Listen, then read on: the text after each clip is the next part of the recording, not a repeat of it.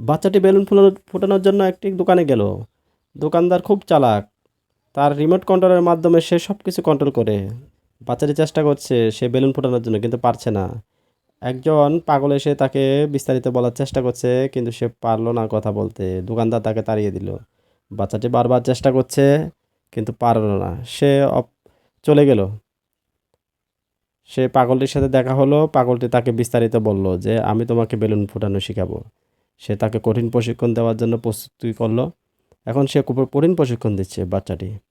এখন সে প্রশিক্ষণ নিয়ে তারপর যাবে বেলুন ফোটানোর জন্য। বাহ! সব কিছু পেরে গেল বাচ্চাটি। অনেক সুন্দর। সে এবার আবার টিকিট কিনলো। টিকিট কিনে তারপর যাবে বেলুন ফোটানোর জন্য। সে বিস্তারিত ঘটনা সব কিছু জানে, বেলুন ফোটানো শুরু করলো। সে আবার ওই রিমোটটি ধরতে মানা করলো। বাস! কুপোকাত হয়ে গেল দোকানদার। সব মাল নিয়ে গেল বাচ্চাটি।